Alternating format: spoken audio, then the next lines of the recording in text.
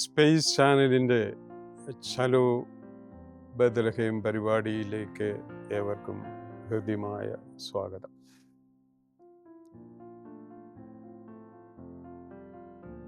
രണ്ട് യാത്രകൾ, ബത്ലഹേമിലേക്കും ബത്ലഹേമിലെ കാലിത്തൊഴുത്തിലേക്കും അതുപോലെ തന്നെ ബത്ലഹേമിന് പുറത്തേക്കും യാത്ര പോകുന്ന ഒരു കുടുംബം. ആ കുടുംബത്തെയാണ് നമ്മളിന്ന് അനുസ്മരിക്കുക. അഗസ്റ്റസ് സീസറിൻ്റെ കാലത്താണ് ആ വലിയൊരു പ്രഖ്യാപനം ഉണ്ടായത്. ആ പ്രഖ്യാപനം മറ്റൊന്നുമല്ല, നികുതിയെക്കുറിച്ചുള്ള പ്രഖ്യാപനമാണ്. ഈ ആധുനിക കാലത്തും ഈ നികുതിയെക്കുറിച്ചുള്ള പ്രഖ്യാപനങ്ങളൊക്കെ ഇറക്കുമ്പോഴും അതിൻ്റെ പ്രത്യാഘാതങ്ങൾ എന്തൊക്കെയാണ് എന്ന് ഈ കൊച്ചു കുടുംബത്തിൻ്റെ യാത്രയിലൂടെ നമുക്ക് മനസ്സിലാകും. ഔസേപ്പിതാവും മാതാവും ഹെറോദേസിൻ്റെ രാജഭരണകാലത്ത് പേരെഴുതിക്കുന്നതിന് വേണ്ടി ബത്ലഹേമിലേക്ക് പോകുന്നു. ബത്ലഹേമിൽ എവിടെയോ ഔസേപ്പിതാവിന് ഭൂമി ഉണ്ടായിരുന്നു. ആ ഭൂമിയുടെ നിശ്ചയം, അതിന് കരം കൊടുക്കാൻ ഓരോ യഹൂദനും സാധിക്കണം, അല്ലെങ്കിൽ അവൻ്റെ പേര് വെട്ടും. ഈ ലോകത്തിൻ്റെ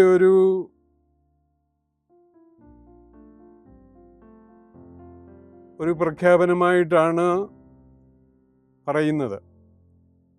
ശരിയാണ്, ഈ ലോകത്തിൻ്റെ മുഴുവനുമുള്ള ഒരു പ്രഖ്യാപനമാണ് ഈ ടാക്സിനെ പറ്റിയുള്ള പ്രഖ്യാപനം. ഈ ടാക്സിൻ്റെ പ്രഖ്യാപനത്തിന് ഏറ്റവും കൂടുതൽ ദുരിതമനുഭവിച്ച ഒരു ഫാമിലി, ഒരു കുടുംബം ഉണ്ടെങ്കിൽ അത് യൗസേപ്പിതാവിൻ്റെയും മാതാവിൻ്റെയും കുടുംബമാണ്. വിശുദ്ധ ഗ്രന്ഥത്തിൽ പറയുന്നത് അവർക്ക് ഒരിടവും കിട്ടിയില്ല എന്നുള്ളത്. പൂർണ്ണ ഗർഭിണിയായിട്ടുള്ള മറിയം, ആ മറിയത്തെ കഴുതപ്പുറത്ത് കൊണ്ട് നടക്കുന്ന ഔസേപ്പിതാവ്, ഒരു മനുഷ്യൻ എന്നുള്ള നിലയിൽ, ഒരു ഭർത്താവ് എന്നുള്ള നിലയിൽ, ഒരു കുടുംബനാഥൻ എന്നുള്ള നിലയിൽ വ്യത അനുഭവിച്ച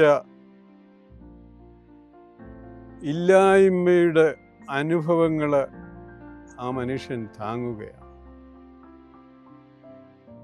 തൻ്റെ ഭാര്യയ്ക്ക് ഒരിടം നൽകാൻ കഷ്ടപ്പെടുന്ന ഭർത്താവ്. അദ്ദേഹം നീതിമാനായിരുന്നു എന്ന് ചരിത്രത്തിൽ പറയുന്നുണ്ട്. എങ്കിൽ പോലും ഈ അന്യവത്കരണം, ഈ ഇല്ലായ്മപ്പെടൽ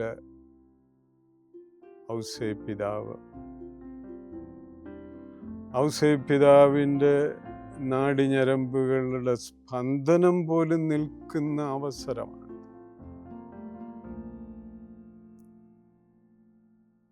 തൻ്റെ ഭാര്യയുടെ മുൻപിൽ താനും ഒന്നുമല്ലാതായി പോകുന്ന അനുഭവം. ചില ചരിത്രകാരന്മാരൊക്കെ പറയും, മാതാവ് പെരുവഴിയിലാണ് ഉണ്ണിമിശിഹായെ പ്രസവിച്ചതെന്ന് പറയും. അങ്ങനെ പറയുന്നവരുണ്ട്. പെരുവഴിയിൽ പ്രസവിച്ചു. പിന്നെ ഒരു ആശ്രയത്തിനായി കയറി ചെന്ന ഒരിടമാണ് ഈ ഗുഹയെന്ന് പറയുന്നവർ. എന്ത് തന്നെ ആയിക്കോട്ടെ, ഔസേപ്പിതാവിനും മാതാവിനും ഈ യാത്രയിൽ ഉണ്ടായ പിള്ളക്കച്ചകൾ മാത്രമേ ഉള്ളൂ, വേറൊരു തുണിയില്ല. ചരിത്രത്തെ പ്രതിരോധിക്കാൻ വേണ്ടി അവിശുദ്ധ ഗ്രന്ഥത്തിൽ അങ്ങനെ പറയും.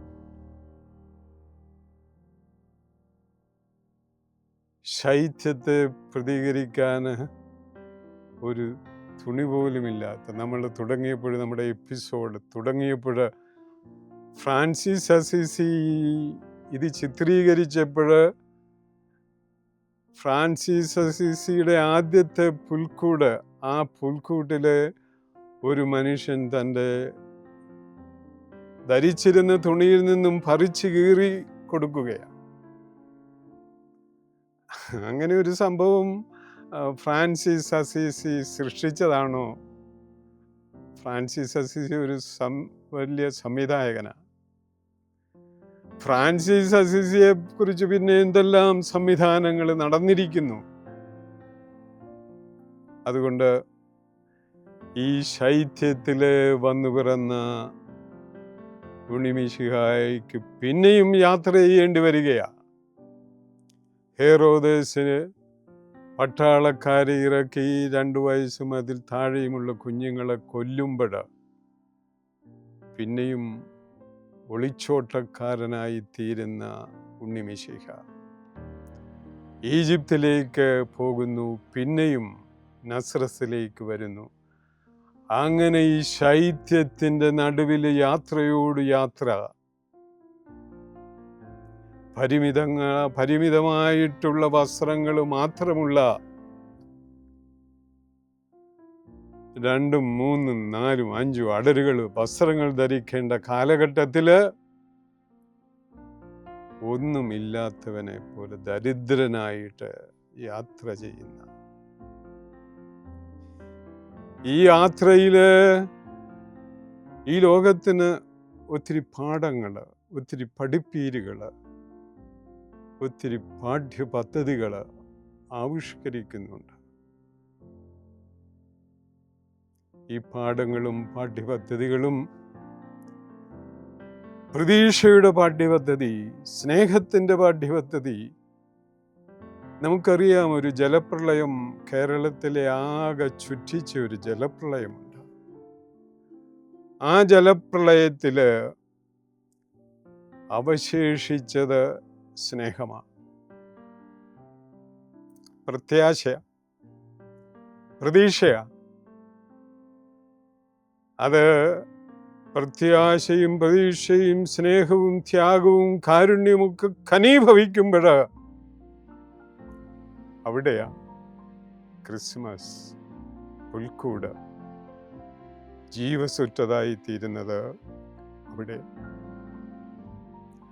അതുകൊണ്ട് ഈ പുൽക്കൂട് ഇന്നിൻ്റെ ഒരു ചരിത്രമല്ല, കഴിഞ്ഞ കാലത്തിൻ്റെ ഒരു ചരിത്രമല്ല, നാളെയിലേക്കും അത് പിന്നീടും ഈ പുൽക്കൂട് ധർമ്മം, പുൽക്കൂടിൻ്റെ സംസ്കാരം എത്തുന്നത് നമുക്ക് കാണാൻ സാധിക്കും.